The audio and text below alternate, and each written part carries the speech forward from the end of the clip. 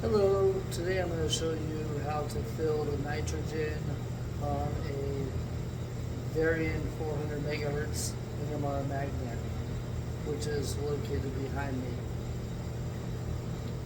Each week the nitrogen needs to be filled on the magnet to help maintain the liquid helium level in the inner dewar of the magnet, which is also filled every 3 months. So, with that being said, let's go over some of the basics of the filling process. We're going to fill the magnet with nitrogen, so we need a nitrogen source, which I'll point to over here. Here are the dewars of liquid nitrogen right here, which I'm going to move over here to be able to connect to the magnet. You're going to see this from a distance, but what I'm basically going to do is I'm going to connect up a transfer line to the hose, to the fill port right here, and then we're going to also vent the cryogen. As we fill, we want it to vent out the back side of the nitrogen fill port. The dewar is on the outer dewar. In the inside, in the middle, there's a helium fill port dewar that contains liquid helium, and that has the magnet coil, and that's maintained at superconducting temperatures. In the outer dewar is nitrogen. We fill this every week, which is a very standard practice, but for the purposes of our department, we felt it necessary to make a video just in case one of our staff members has to actually do this preventive maintenance step. All right, with that, I'm going to start. Let me get set up and then I will resume the video. See you shortly. All right, now let me walk you through using the other angle, meaning the camera's going to face away from my face, so I can walk you through the steps that I've done to connect the dewar, external dewar of nitrogen to the magnet in order to begin the process of filling the magnet with liquid nitrogen. Okay? Hang on a second. Okay, beginning now, you're looking at the door to the hallway, which we need to prop open slightly to have venting. We want any gas that's coming off the magnet during the filling process to be able to be vented out so we don't asphyxiate ourselves. As I mentioned earlier, I took this nitrogen dewar that was right here and I rolled it over right here, which is near the magnet, not too close, but close enough. And as you can see, I've connected the transfer line from here to the dewar itself. I used a wrench in order to tighten this up. It's nice and tight. I connected the transfer line to the liquid side of the nitrogen dewar. On a typical nitrogen dewar, there's a liquid side, there's a venting gas side, which if you need gas from the dewar, then you can use the gas, and then there's a venting port. So there's 3 ports. And then there's a pressure building side, but that's not of concern right now, unless you lose pressure and you need to build up pressure in order to push the liquid nitrogen out. As you can see, we've connected the transfer line to the fill port to be able to fill the magnet with liquid nitrogen. And it's the outer port, the outer dewar, and this was the original cover, and I pulled that off, connected the transfer line hose, and now the only remaining item that we need is we need to take the vent off, the vent cap off, so that as we're pushing nitrogen into the magnet, we can vent it out. And also, when the magnet's full, we're going to see some liquid nitrogen shooting out the top here, and that's going to be our indication of when the magnet's actually full. One indication. The second indication, we could use the gauge that's on the other side, which I'll show you in a second. So let's start by taking the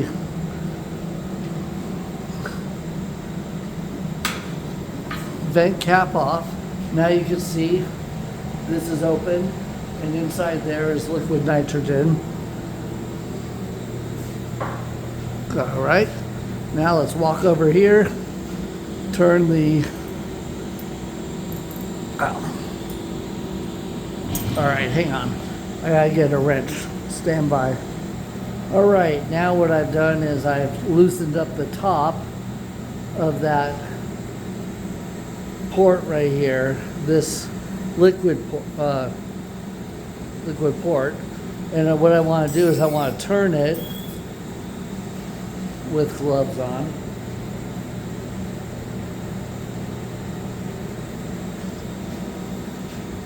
Let me turn it, and what you're going to start to see is you're going to start to see some liquid nitrogen start to blow out. Now what you'll see is the not liquid, at the very beginning there's only gas nitrogen flowing out of here because we're filling the magnet, and once the magnet fills up, then liquid will shoot out. We need to get an adapter for this, and that's going to divert the gas from shooting directly onto this Tygon tubing. It's a helium vent port, because you don't want that to crack. You want it to flow through the meter so you can get a proper reading of how much helium is coming out. Let me go get that out of the drawer. I'll be right back. All right, now I've returned, and I have the adapter, which is just a foam hose, piece of hose that I put over there in the drawer. And what I'm going to do is I'm going to divert the gas away from that helium vent port, and you can now see it. It's blowing up, and it's no longer directed onto this Tygon tubing. Now you can see that the liquid nitrogen is traveling through the transfer line, and as a result, the surrounding humidity in the air is starting to cool down around the hose, and that's creating this fog coming off the hose. You might want to make a note. You don't want to transfer liquid nitrogen too quickly, as you can kind of get a feel for what's too fast. I usually use the vibration of the hose and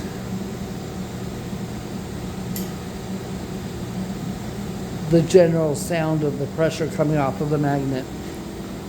So I can turn it up a little bit, and you might not be able to see with the camera, but you can see a slight pulsing of the hose. That's about what I like to transfer liquid nitrogen, sorry.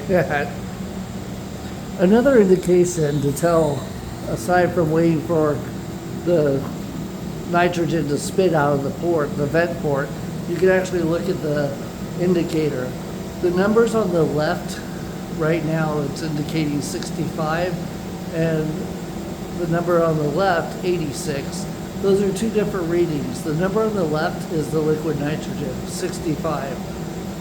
That's a measure in units that they use to, they being the Varian Corporation, uses to indicate the degree to which the magnet's full of nitrogen. The number on the right, our 86 units, is the measurement of the liquid level in helium. Both of those have significance. When the indication on the left reaches 100, as well as on the right, when each reaches 100, then both levels are completely full. Right now, we're seeing 65, and we'll watch as that incrementally increases as more liquid nitrogen is transferred into the magnet. I'm going to pause right now as the filling's happening and just let more time pass, and I'll come back on when the level has changed. Stand by. All right, that was quick. Once I turn the camera off, it's changed from 65 to 70. The liquid level of the liquid of nitrogen on the left-hand side, which reads 70 at the moment, that changes in increments of 5. Whereas you can see on the right, liquid helium changes in one unit, increments, single increments. I guess they both are. 5 is a single digit also. Anyways, there you have it. For right now, you're watching nitrogen fill, and we're going to take a break as the fill progresses, and I'll come back to you when we're nearly complete to comment on the next steps. Okay, we are back, and as you can see, the indicator reads we are almost full, with the left number having increased from 65 to 95. The next reading is going to indicate F, as in full. What you're going to see in the back, where that plume is coming out, you're going to see liquid spurting out of there. Let's look at the setup. The transfer line now has been iced over. What that is indicating is that liquid nitrogen has lowered the temperature of the hose to the point where the surrounding water in the air has now formed ice crystals on the transfer line. And as you can imagine, at this port, the filling port for the nitrogen, that coupling right there, the metal connection, is very cold. Once we're done filling, we're going to have to use a heat gun or a hair dryer that we plugged into the wall over there. We're going to heat this up, and we're going to thaw that metal coupler out to the point where we can now then lift it off and then cover it back with the original covering of that fill port.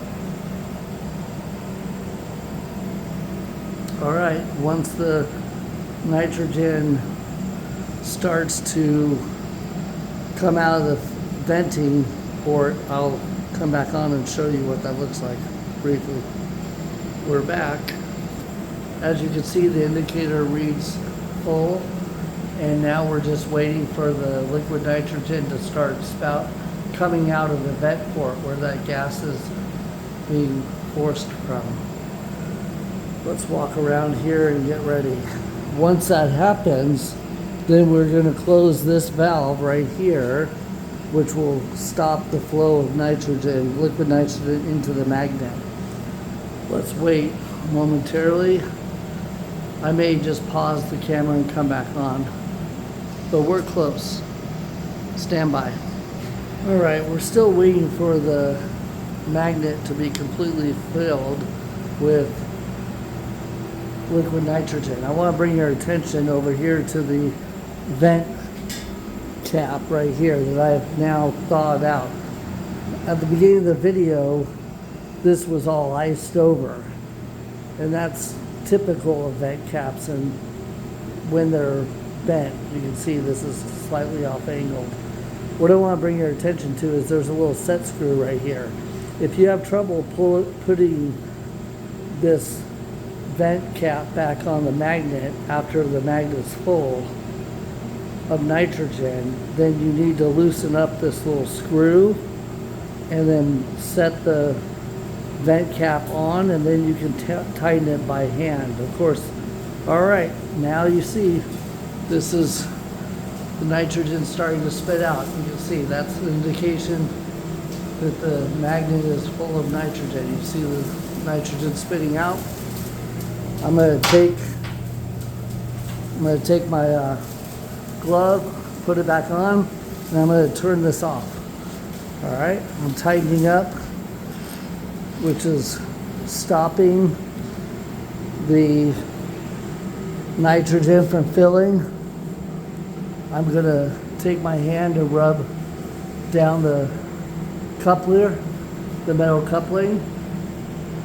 Right now I haven't placed the vent cap back on, but what I'm gonna do over the course of the next one motion, one filming, as you might say, the next couple minutes is I'm going to thaw this out with a hair dryer or a heat gun, and then once I'm able to pull that off, I will then disconnect this line right here, and I'll place this line back over on that stand, and then I'm going to cover the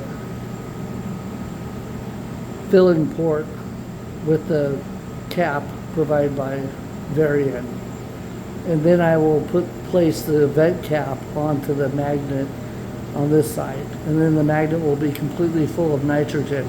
I'm gonna set the camera up and change the angle, and you're just gonna watch me from a distance. All right, stand by. All right, now the final steps. We've now turned off the transfer, and we're going to heat it up and then remove the transfer line, and then put the vent cap back on and disconnect the transfer line from the nitrogen dewar and place it against the wall. You're going to watch me as I do it. And I should have my safety glasses on, and I have my gloves. Ready? Let's do this.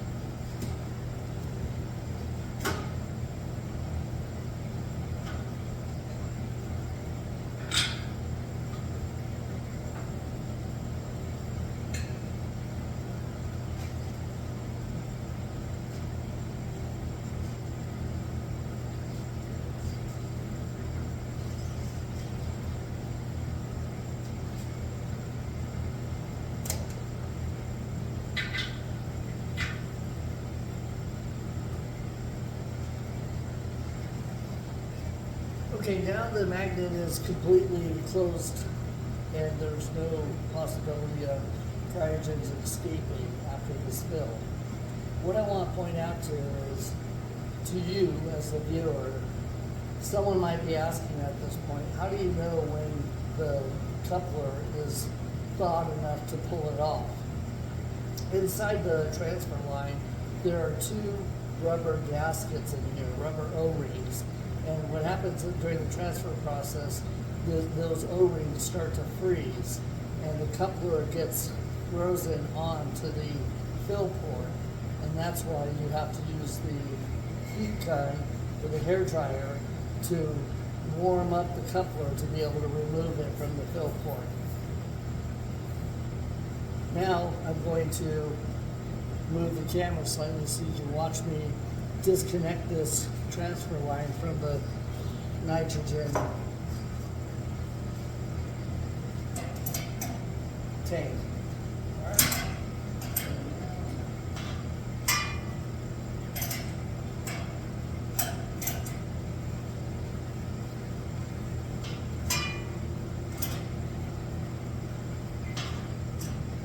It helps to hold the transfer line in two separate places so that you can unhook disconnect the transfer line from the dewar. Okay, as you can see now the transfer line has been removed from the dewar, and I'm going to set it up here with the other transfer lines.